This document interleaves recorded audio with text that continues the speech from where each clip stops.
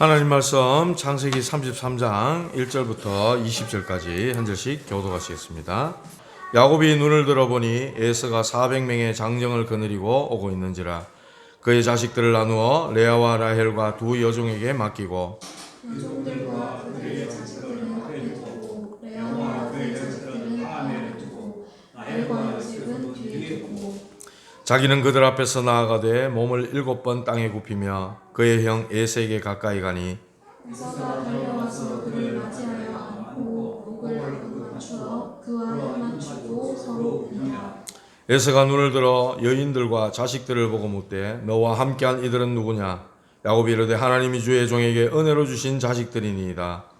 그의 여종들이 그의 자식들과 더불어 나와 절하고 레아도 그의 자식들과 더불어 나와 절하고 그 후에 요셉이 라헬과 더불어 나와 절하니 에서가 또 이르되 내가 만난다 이 모든 것은 무슨 까닭이냐. 야곱이 이르되 내 주께 은혜를 베풀려 함이니이다. 에서가 이르되 내 동생이 내게 있는 것이 족하니 내 동생아 내게 있는 것이 족하니 네 소유는 내게 두라. 야곱이 이르되 그렇지 아니하니이다. 네가 형님의 눈앞에서 은혜를 입었사오며 청하건대 내 손에서 이 유물을 받으소서. 내가 형님의 얼굴을 본즉 하나님의 얼굴을 본 것 같사오며 형님도 나를 기뻐하시니이다. 하나님이 내게 은혜를 베푸셨고 내 소유도 족하오니 청하건대 내가 형님께 드리는 예물을 받으소서 하고 그에게 강권함에 받으니라. 에서가 이르되 우리가 떠나자. 내가 너와 동행하니라. 야곱이 그에게 이르되 내 주도 아시거니와 자식들은 연약하고 내게 있는 양떼와 소가 새끼를 데리고 있은즉 하루만 지나치게 몰면 모든 떼가 죽으리니 청하건대 내 주는 누구가 없어 가소서. 나는 앞에 가는 가축과 자식들의 걸음대로 천천히 인도하여 세일로 가서 내 주께 나아가리이다. 에서가 이르되 내가 내 종 몇 사람을 네게 머물게 하리라. 야곱이 이르되 어찌하여 그리하리이까 나로 내 주께 은혜를 얻게 하소서 하며 네 아래에서는 세일로 돌아가고 야곱은 숫곳에 이르러 자기를 위하여 집을 짓고 그의 가축을 위하여 우리간을 지었으므로 그 땅 이름을 숫곳이라 부르더라. 야곱이 가라함에서부터 평안히 가나안 땅 세겜 서문에 이르러 그 서문 앞에 장막을 치고 그가 장막을 친 밭을 세겜의 아버지 하몰의 아들들의 손에서 베크시타에 샀으며 거기에 제단을 쌓고 그 이름을 엘렐로 헤이스라엘이라 불렀더라. 아멘. 인사 한번 합시다. 평안하십시오. 당신은 성경적 전도운동의 주역이십니다.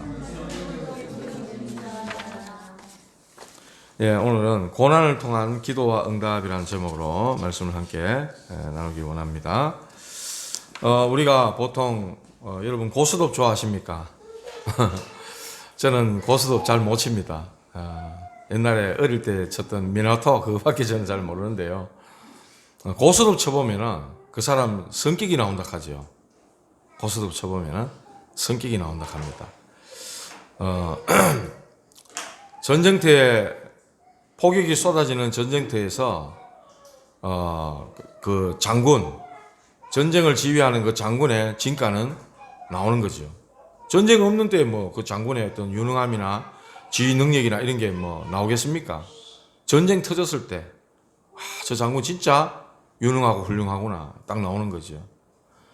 또 훌륭한 선장은 폭풍이 부르는 그 바다에 배를 이렇게 운행할 때, 그럴 때 훌륭한 선장, 유능한 선장의 실력이 나오는 것이죠. 우리 믿음의 사람은 어떻습니까? 문제 당했을 때, 어려운 일 당하고 힘든 일 당하고 고난 당했을 때, 이 사람이 어떤 믿음을 가졌는가 그게 나오게 돼 있다 이 말입니다. 홍해가 앞에 가로막혀 있고 뒤에는 애국 군대가 쫓아옵니다. 거기에 한 200만 명 되는 이스라엘 백성들이 있었는데 막 불평 불만 울면서 막 난리가 났어요. 애굽에 매장지가 없어서 우리를 이곳에 끌어내서 이 광야에 죽게 하느냐. 애굽으로 돌아가자. 한 장관을 세워서 애굽으로 돌아가자. 거의 많은 이스라엘 백성들이 울부짖듯이 불평 원망했어요. 그런데 거기서 모세가 이야기합니다. 너희는 가만히 있어서 오늘날 너희를 위하여 행하시는 여호와의 구원을 보라. 출애굽기 14장 13절 14절에 나오죠. 너희를 위하여 행하시는 여호와의 구원을 보라. 너희가 본 애국 사람을 다시는 볼 수 없으리라. 여호와께서 너희를 위하여 싸우시리니. 이게 바로 문제 앞에서 믿음의 사람이 보이는 진짜 하나님에 대한 믿는 믿음인 거예요. 여러분 어떻습니까? 우리에게 크고 작은 문제들이 있잖아요. 이 땅 살아가는데 문제 아무것도 없습니까? 문제 없는 걸 찾으려면은 무덤에 가면 문제 없습니다. 무덤 속에 들어가 보면 아무 문제 없습니다. 거기는. 그런데 살아있는 동안에는 이런저런 크고 작은 많은 문제들이 우리 앞에 놓여 있는 거죠. 애굽을 빠져나와 해방받았는데, 애굽에서 빠져나와 구원받았는데 광야길을 걸어가면서 가나안 땅을 향해 가는 이스라엘 백성들 앞에 많은 문제가 있었어요. 마실 물 없다, 덥다, 춥다, 먹을 것 없다, 만나 내려주니까 나중에 고기 먹고 싶다. 얼마나 많은 문제들이 있는지 몰라요. 거기는 사막이라 벌레와 독충들이 있고요. 낮에는 햇볕이 뜨겁고 밤에는 춥고 여러 가지 어려운 많은 일들이 있었어요. 분명히 그런 문제들, 일들이 우리에게도 있습니다. 저 천국을 향해, 하나님 나라를 향해 가는 그 여정 속에 이런저런 크고 작은 많은 문제들이 있습니다. 자, 그런 문제를 만날 때마다 우리는 어떻게 할 거냐 말이죠. 오늘 고난을 통한 기도와 응답이라는 제목인데요. 이런 크고 작은 고난 같은 문제들, 어려움들 앞에서 여러분들이 어떤 기도를 해야 되며 어떻게 하나님 앞에 응답받을 것인가, 말씀을 통해서 답을 얻는 여러분들 되시기 바랍니다. 첫 번째입니다. 야곱의 고난을 통한 기도. 그랬습니다. 야곱의 우리가 인생을 쭉 지금 걸어오고 있는데요. 오늘 33장까지 왔는데 야곱에게는 가정 문제가 있었어요. 외삼촌 라반의 집에 와가지고 자기가 사랑했던 라헬을 얻기 위해서 열심히 봉사합니다. 열심히 일을 합니다. 그렇게 해서 얻게 된 아내가 4명이에요. 언니 레아와 또 그의 동생 라헬, 그들의 여종들 실바와 비라, 이런 4명의 아내를 얻어요. 그러니까 이 가정에 문제가 있겠습니까? 없겠습니까? 아내 한 사람만 있어도 한 명의 아내하고도 갈등과 다툼과 뭐 여러 가지 이런 일들이 있잖아요. 4명이나 되는 여인들이 있으니까 얼마나 그 가정에 크고 작은 많은 문제들이 있었겠단 말이에요. 여러 가지 가정을 통한 그런 부인들의 갈등들이 있었다는 겁니다. 특히 레아와 라헬이 자녀가 없음으로 인해 가지고 나로 하여금 자식 낳게 하라 하면서 야곱에게 막 뭐라 합니다. 내가 하나님이냐 하면서 이런 갈등들이 분명히 있었단 말이죠.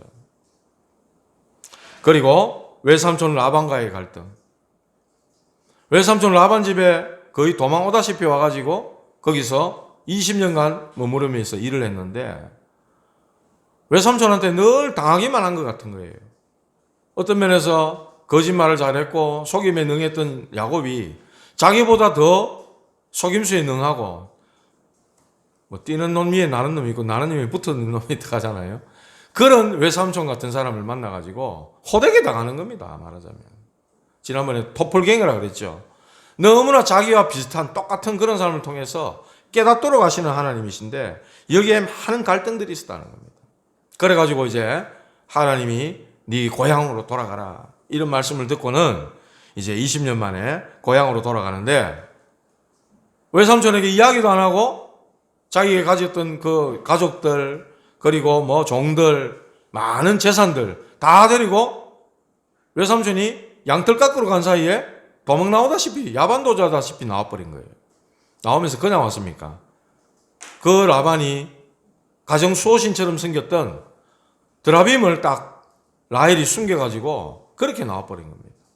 그러니까 이 외삼촌 라반이 추격해가지고 길라 산지까지 쫓아오잖아요. 그것도 군대를 끌고 막 급히 추격해가 쫓아옵니다.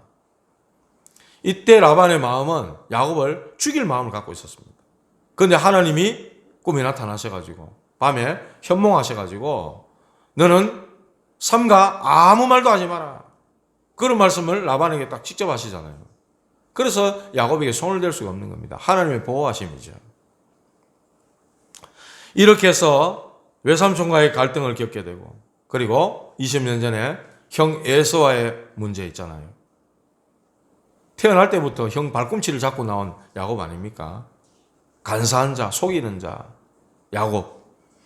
형의 장자권을, 장자의 명분을 팥죽 한 그릇에 팔아가지고 먹고 자기가 아버지의 축복까지 다 받아버리고 그렇게 도망 나온 그런 상태란 말이죠. 그런데 지금 소문에 이 형 에서가 군대를 끌고 자기를 죽이러 지금 온다는 거예요. 이런 일에, 이런 문제에 지금 딱 봉착을 했어요. 그러니까 이 야곱 마음이 어떻겠냔 말이에요. 형이 자기를 죽이겠다고 지금 오고 있다는 거죠. 그런 소식을 전해 들었어요. 인생에, 말하자면 야곱 인생에 정말 큰 위기에 지금 봉착해 있는 그런 상황이라는 겁니다. 자, 이런 상황에 야복 강가에 드디어 야곱이 홀로 탁 남잖아요. 어떤 면에서 32장, 33장 통틀어서 가장 중요한 사건, 아니 야곱 일생에 있어서 가장 중요한 사건이 바로 지지난주에 봤던 32장의 야복 강가에서의 혼자 남은 그 사건입니다. 하나님의 천사와 씨름하던, 그야말로 정말 자기가 이제 위기 당했을 때, 죽음의 위기 앞에서 그 어떤 것도 자기를 지켜줄 수 없고 보호해줄 수 없는 그 많은 재산이, 그 많은 가족들이, 종들이 자기를 도와줄 수 없는 이런 상황인 겁니다. 우리는 때로 많이 의지하는 게 있잖아요. 그런데 도무지 의지할 데가 없는 상황인 거예요. 하나님밖에 없는 거야, 이럴 때. 그때 야곱이 하나님 앞에 엎드리는 겁니다. 진짜 고난당했을 때 하나님 앞에 하는 그 기도. 하나님은 주의 천사를 보내셨어요.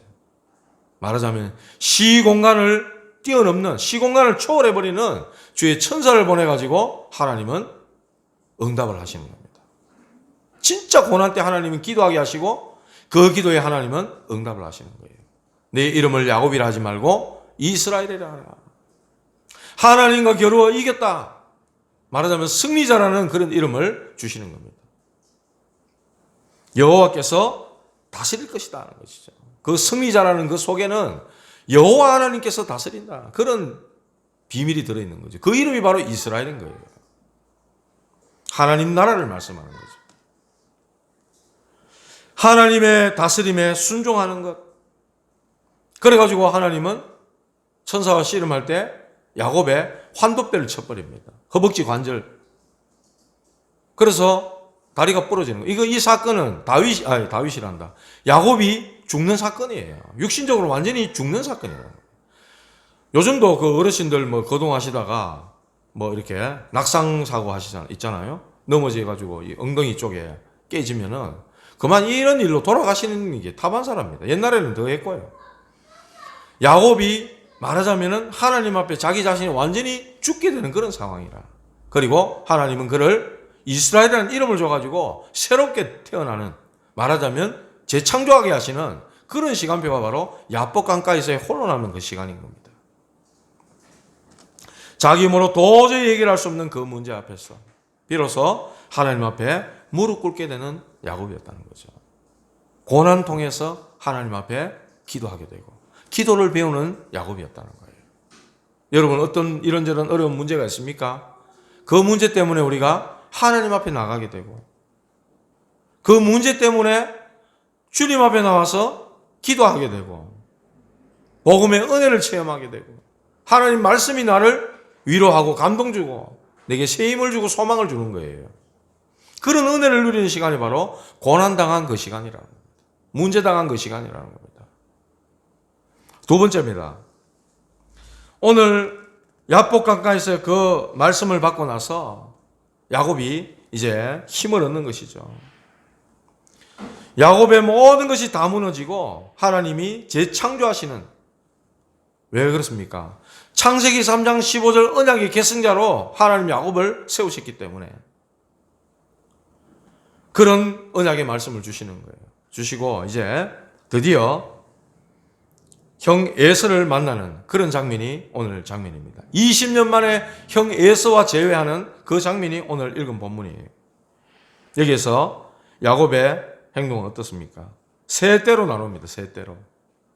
형과 야곱 사이에 맨 앞에, 형 에서와 야곱 사이에 맨 앞에 누구를 보냈냐니까 여종들과 그 자녀들 보내는 거예요. 그 다음에는 언니 레아와 그의 자녀들. 그 맨 뒤에 마지막에 야곱 바로 자기 앞에죠. 맨 뒤에는 라헬과 요셉을 맨 마지막에. 야곱은요, 어쩜 이렇게 마지막까지 끝까지 이렇게 머리를 쓰는지 몰라요. 만약에 형님이 에서가 맨 앞에 있는 여종과 그의 자녀들을 치면 마지막에 있는 라헬과 요셉을 데리고 튈 작정인 겁니다. 어쩌면 끝까지 이런 머리를 쓰는 거예요. 어떤 면에서 이 야곱은요, 맨 뒤에 있는 라헬을 얼마나 사랑했는지 모릅니다.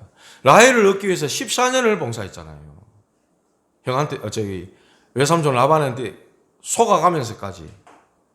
딸 주겠다 해놓고는 언니를 먼저 줬봅니다. 이 라헬을 얻기까지 얼마나 그 마음에 사랑하는 마음을 가지고 일을 열심히 했는지 몰라요. 어떻게 보면 집착에 가까운 사랑이기도 하죠. 야곱에게는요. 그런데 어떤 신학자들이 그렇게 얘기를 한다 그래요. 이 야곱 역시도 사랑을 받지 못했다. 누구의 사랑? 아버지의 사랑을 받지 못했다는 거죠. 아버지 이삭은 누굴 좋아했습니까?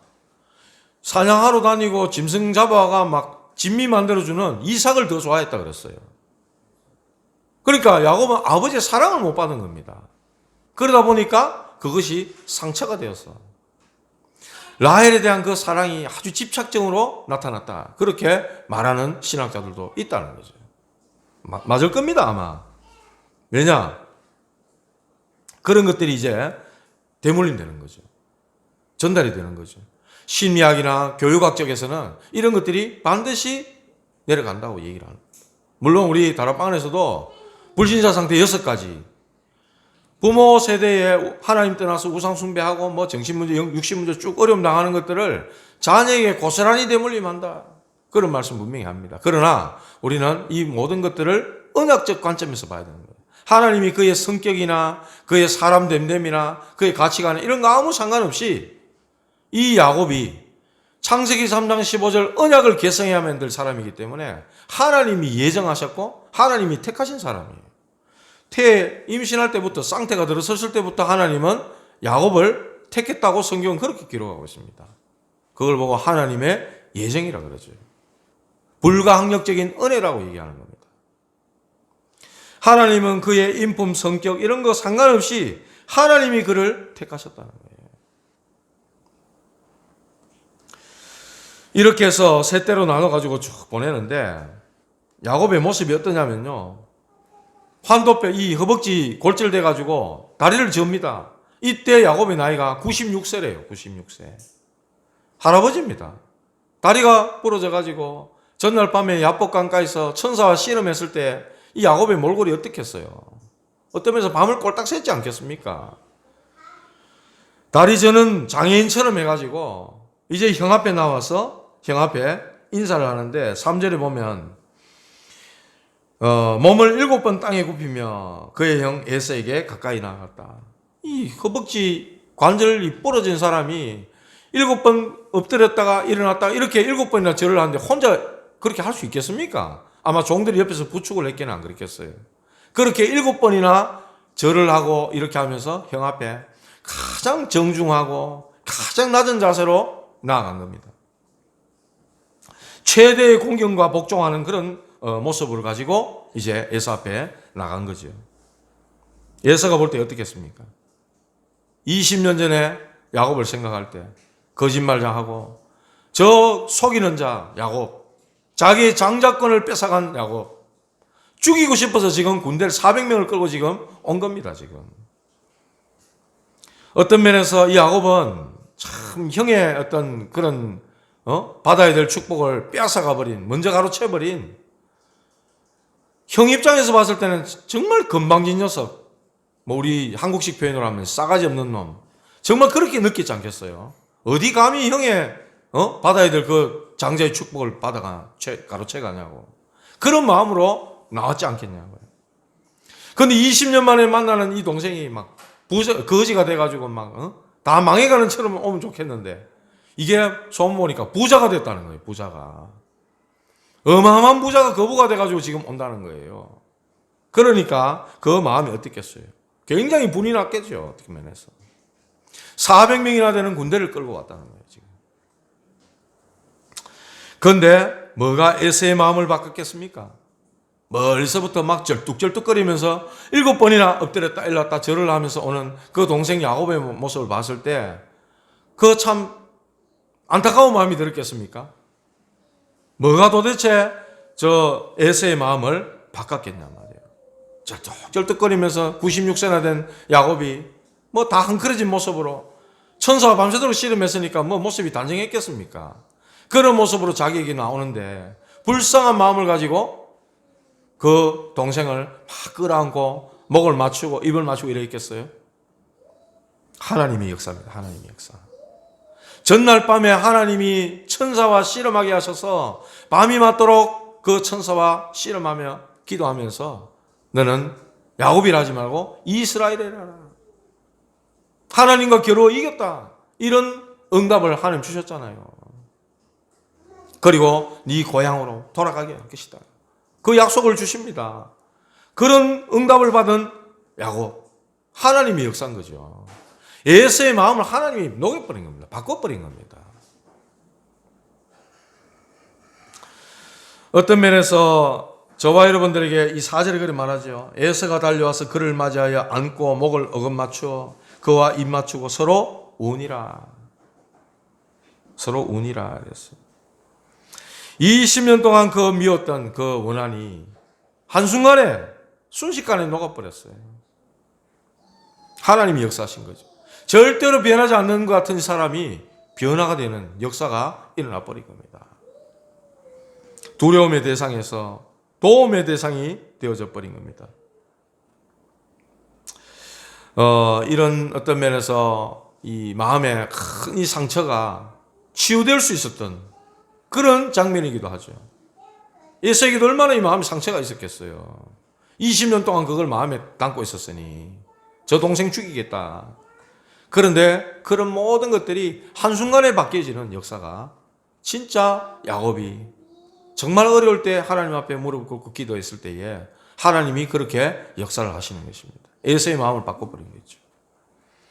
그러고 나서 그 뒤에 쭉 보니까 이제 에서가 묻고요. 나와가지고 쭉 절을 합니다. 가족들 모든 식구들이.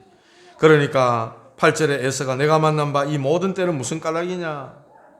그러니까 야곱이 이르되 내 주께 은혜를 입으려 함이니이다. 내 동생아 내게 소유가 많이 있으니까 이거 내줄 필요 없다. 네게 두라. 이렇게 얘기를 합니다. 그때 야곱이 이렇게 얘기합니다. 형님 앞에 눈앞에서 은혜를 입었사오니 예물을 받으시라고.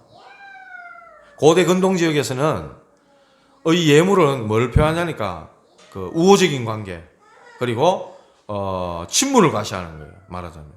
그런데 이 예물을 거절하는 거예요. 지금 내 예물 안 받겠다고 얘기하는 겁니다. 에서가. 그러면 적대적인 관계가 되는 거거든요. 이 예물을 주고 예물을 받는 것은 우리는 이제 말하자면 우호적인 관계다. 우리는 친한 관계다. 이제 그걸 말하는 거예요. 화친한 그런 관계다. 이걸 나타내는 건데 지금 에서가 지금 그걸 안 받겠다는 거예요. 그러니까 야곱이 또 얘기합니다. 내가 형님의 얼굴을 배운 적 하나님의 얼굴을 본 것 같사오며 이렇게 말. 야곱답죠. 에서 형님을 만났는데 내가 꼭 하나님 만난 것 같습니다. 이렇게 얘기하는 거예요. 참 야곱답습니다. 그런데 여기서 좋은 장면을 우리가 좋게 우리한테 적용을 시키면요. 여러분들 현장에 나가서 사람들 만날 때 우린 전도하잖아요. 전도하려고 하잖아요. 복음 전하려고 하잖아요. 그런 사람들한테 악담 퍼볼 필요는 없는 거예요. 전도하러 나가 캠프하러 가면 막 싸우고 오시는 분들이 계시더라고. 나갔다 가면 싸워 막. 그래가지고 교회를 막 전화 오게 만들고 이런 분도 계셔요. 될 수 있으면 복을 빌으라 그러잖아요. 그 빈 복이 우리에게 돌아온다고 예수님 말씀하셨어요. 그 사람이 거절하고 안 받으면 우리가 빌었던 그 복이 우리에게 돌아온다 이렇게 말씀하셨거든요. 말 한마디가 천냥빚을 갚는다는 말도 있잖아요. 하나님이 축복하기를 원하신다. 하나님 당신을 사랑하신다. 하나님 당신을 구원하기 원하신다. 그래서 나를 만나게 하셨다. 될 수 있으면 그분들에게 진짜 평안을 빌어주고 축복해주고 좋은 말을 해주는 게 중요하다는 거예요. 야곱이 지금 형님을 만난 게 내가 하나님을 본 것 같습니다. 이런 말 같지도 않은 거짓말 같은 이런 말을 하는 거예요. 어쨌든 이 일로 인해서 이제 에서가 또 동생이 주는 예물을 다 받습니다.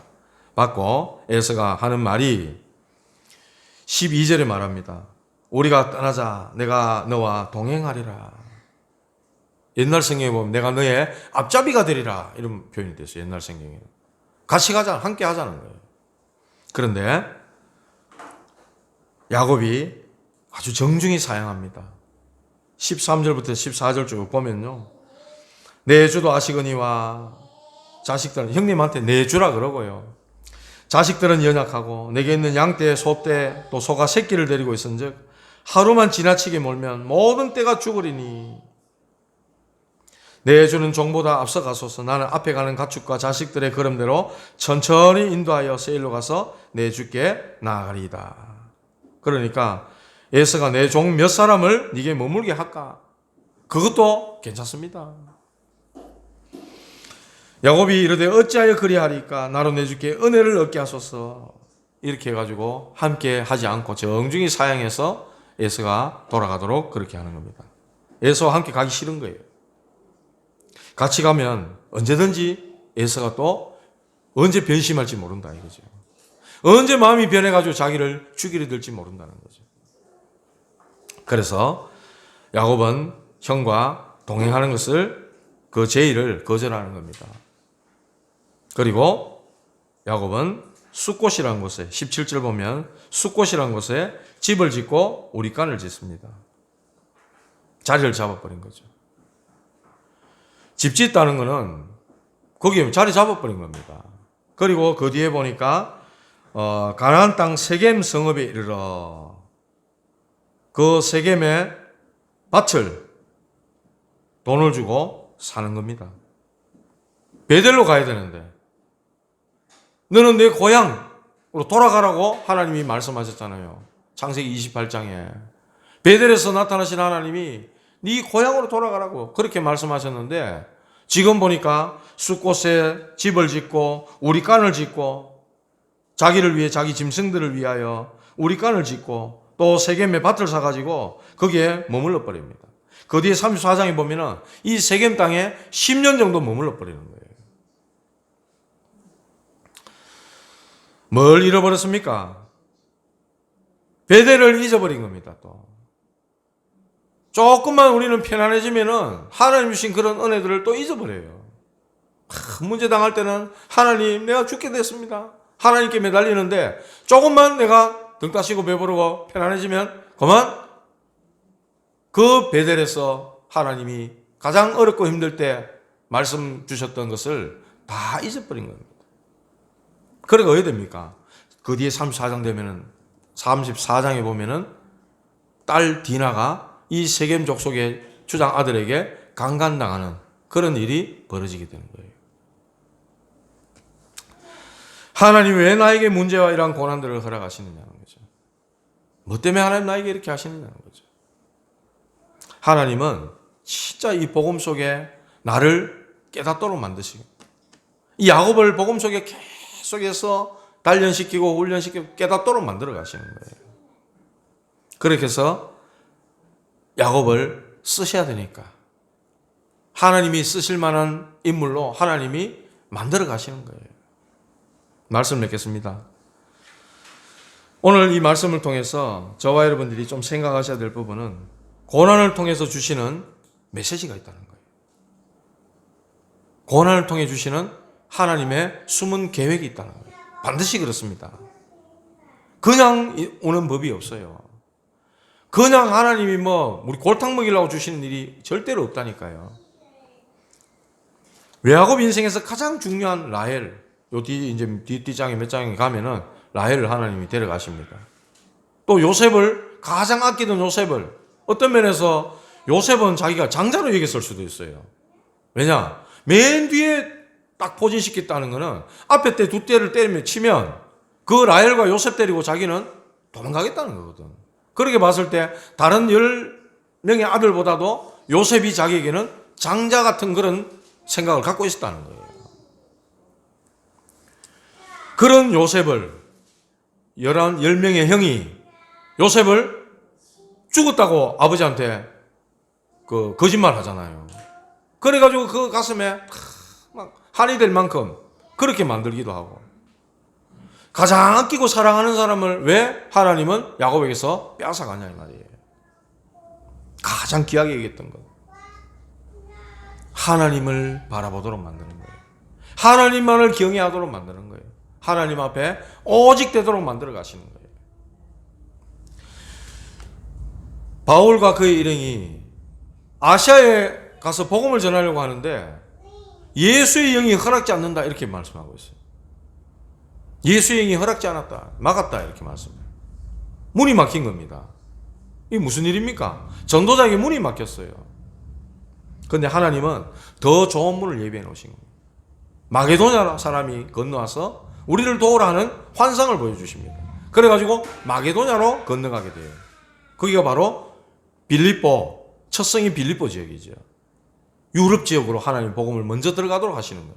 하나님은 더 좋은 것을 예비해 놓으셨다는 거예요. 그리고 한나 아시죠? 한나가 아들이 없으므로 하나님 앞에 기도합니다. 왜 내게는 아들 안 줍니까? 저 번인나는 아들만 잘 놓는데 나는 왜 애가 없습니까? 하나님 앞에 막 한탄 섞인 기도를 했어요. 그런데 하나님은요, 바른 기도 제목을 주시는 겁니다.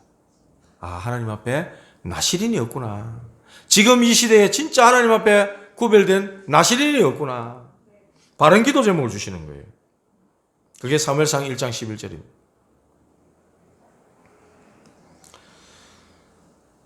요셉이 감옥에 갔어요.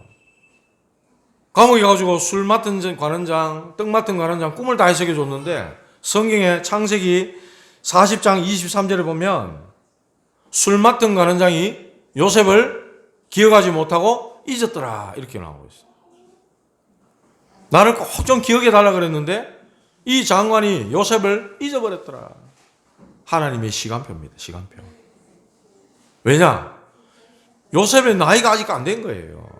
30세가 돼야만이 그 장관이라는 공무원 자리에 올라갈 수 있는데 요셉의 나이가 안 되니까 술 맡은 장관이 다 까먹도록 만들어버린 거예요. 하나님 그래 하시는 거예요. 그래가지고 바로왕이, 애굽의 바로왕이 꿈을 꿔가지고 그 꿈을 해석할 사람이 없다. 박수, 술객 전부 다 불러갖고 꿈 해석 못하면 다 죽여라. 이럴 때 그 감옥에서 만난 요셉이가 딱 생각나도록 만드시는 거예요. 하나님의 시간표. 우리는 이걸 못 기다리죠. 교회 안에 갈등이 일어났습니다. 초대교회. 히브리 사람과 또 헬라파 사람들이 구제하는 일 때문에 갈등이 생겼어요. 교회 안에 갈등이 생겼습니다. 그때 어떻게 됐습니까? 초대교회가 갱신하는 시간표입니다. 갱신하는 시간. 사도행전 6장 1절에 7절이죠. 갱신합니다. 7 집사를 세우고요. 우리는 말씀과 기도하는 일에 전무하리라. 이렇게 하면서 7 집사, 일꾼을 세웠습니다. 우리도 교회 안에 갈등 생긴다? 일꾼 세울 시간입니다. 그랬더니 어떤 일이 벌어집니까? 말씀이 흥하여 크게 제자들이 일어나고 허다한 제사장의 무리도 이 도에 복종하니라. 성경이 그렇게 기록하고 있어요. 교회 안에 갈등이 일어났다? 갱신할 시간표. 브리스가 부부가 로마에서 쫓겨났습니다. 로마에서 쫓겨났어요. 그래가지고 고린도 지역에 가서 정착했습니다. 어떤 면에서 문제이기도 하고 사건이기도 하죠. 우리가 쫓겨났다 지금. 어디로 갈까? 어디서 먹고 살아야 되냐? 그런데 마침 고린도 지역에 갔는데 누굴 만나죠? 시대적 전도자 바울을 만납니다. 만남의 축복. 더 좋은 하나님의 계획이 기다리고 있는 거예요. 시대적인 일을 감당한 겁니다. 전도자를 도와서. 그 텐트 만드는, 천막 만드는 일을 통해 가지고 로마의 복음화의 역사에 귀하게 쓰임받았고 바울의 동역자가 되었고 목을 내어놓았던 사람들이 바로 브리스길라 아굴라 부부였어요. 이렇게 고난을 통해서 하나님은 주시는 메시지가 있다니까요. 나에게 이런 어려운 일이 있고, 나에게 힘든 일이 있고, 나에게 하나님 이런 문제가 있습니다. 뭡니까 그게 도대체? 그게 하나님 무슨 메시지를 주려는 하나님의 계획이 있나 말이죠. 여러분 이걸 찾으셔야 되는 겁니다. 말씀 속에 이런 답을 다 주고 계신다니까요. 두 번째로 저와 여러분들은 미션을 딱 붙잡으셔야 됩니다. 전도자들에게 일어나는 모든 일들은 하나님이 허락하신 일입니다. 하나님이 허락지 않고 일어나는 일 하나도 없어요. 그거 하나님의 절대 주권이라고 하잖아요. 어떤 조건, 상황, 문제, 위기, 죽음도 문제 안 된다. 그게 바로 전도자입니다. 죽을 일 생기면 죽는 거예요. 하나님이 나를 부르시나 보다 가는 겁니다. 그게 전도자입니다. 그게 복음 가진 믿음의 사람들이었어요. 그래서 저와 여러분들이 붙잡아야 될 미션은 상구상 기도입니다. 어제 핵심 때 말씀하셨죠. 5가지 이야기 하셨는데 렘넌트들에게 저는 2가지만 여러분들에게 말씀드리겠습니다. 안 하면 안 되는 일 그랬어요. 그게 바로 상구상 기도. 성삼위 하나님의 역사. 그걸로 나에게 충만케 해달라고. 그리고 하나님의 형상, 생기, 생명력으로 세팅된 우리에게 보호자의 초월하는 축복, 시공간 능력, 237의 빛, 그걸로 역사하시고 전무후무한 나와 교회와 현장에 역사해달라고. 그리고 3시대 살릴 수 있도록 이 상구상 기도를 하시라는 거예요. 이게 미션입니다, 여러분. 이거 반드시 하셔야 된다는 거예요. 이 속에서 저와 여러분들이 하셔야 될 거는 사람들에게 도움을 주는 일입니다. 베푸는 일을 하는 거죠. 내가 도울 사람이 없으면 가족이라도 도우십시오. 가족이라도 도와요. 내 가장 가까이 있는 사람 도우시라니까요. 그게 전도의 문이 되고 길이 된다 말씀했어요. 우리 전도하려면 어렵고 힘든 사람 돕는 거 아닙니까? 우리 복음 말라고 전합니까? 그 사람 살리려고 하는 거잖아요. 렘넌트들에게 돕는 일을 해라 이런 말씀하셨어요. 두 번째로 메시지를 들어라. 이 메시지는 나의 중요한 영적 상태가 된다 이렇게 말씀했어요. 이 영적 상태가 따라서 응답이 오기도 하고 안 오기도 하고, 이 영적 상태에 따라서 망하기도 하고 안 망하기도 하고, 그만큼 중요하다는 겁니다. 듣다가 중간에 다 못 들어도 괜찮다. 듣는 만큼 유익이다 말씀하셨어요. 또 이 말씀도 하셨습니다. 이건 제 말이 아닙니다. 목사의 설교를 자세히 못 들으면 반드시 실패한다 이렇게 말씀하셨어요. 이 목사님 그렇게 말씀하시더라고요. 자세히 들으라는 거죠. 하나님 음성으로 자세히 들으라는 거죠. 제가 여기서 불경을 말하고 쓸데없는 엉뚱한 소리 안 한 다음에야 성경에 있는 하나님 말씀하면은 자세히 들으시라는 겁니다. 그게 나에게 답이 되고 내 인생의 이정표도 되고 방향도 되기 때문에 자세히 들으시라는 거예요. 그래서 저와 여러분들에게 내 인생에 한 명을 만나도 그 사람 하나님이 준비하신 사람이다. 우리 그렇게 믿고 가는 겁니다. 이 사람이 제자이 아닐까? 혹시 이 사람이 제자는 아닐까? 우리 그런 마음으로 사람들을 만나고 섬기고 돕는 거예요. 예수님도 제자들에게 친히 수종로, 세종로, 발 씻어주는 노예의 모습으로 예수님이 낮은 자리로 내려가셨어요. 그렇게 섬기고 돕는 자세로 해가지고 사람들을 살리는 거다 말씀하셨어요. 오늘 고난을 통한 기도와 응답 그랬습니다.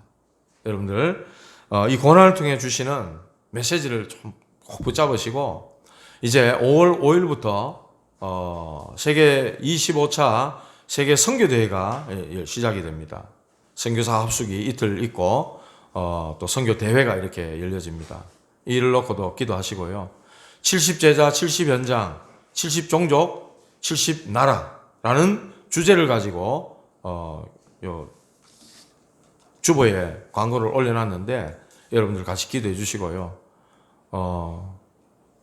선교대회를 통해서 우리 교회도 같이 선교하고 또 이런 응답 속에 같이 들어갈 수 있도록 여러분들 기도해 주시고, 오늘 고난을 통한 기도와 응답, 내게 가장 힘든 시간, 가장 어려운 시간, 그 시간은 정말 야복강가에서 하나님 앞에 정말 기도하는 그 시간, 하나님께서 시공간을 초월하는 하나님의 능력으로 역사하시는 시간이라는 것을 꼭 기억하시고, 내게 어떤 어려움이 있냐, 내게 어떤 고난이 있냐, 그 고난을 통해 하나님은 무슨 메시지를 주시려고 하는 것인가, 어떤 게 하나님의 숨은 계획이 있는가, 이것을 여러분들 말씀 속에서 찾고 응답 누리는 한 주간 되시기를 주님의 이름으로 축복합니다. 기도하시겠습니다.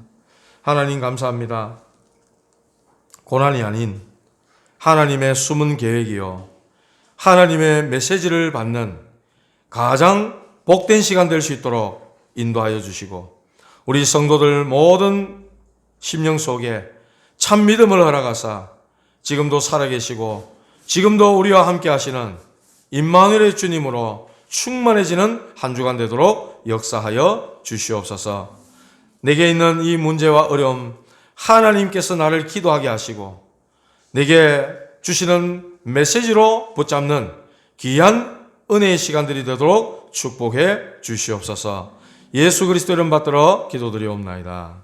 아멘.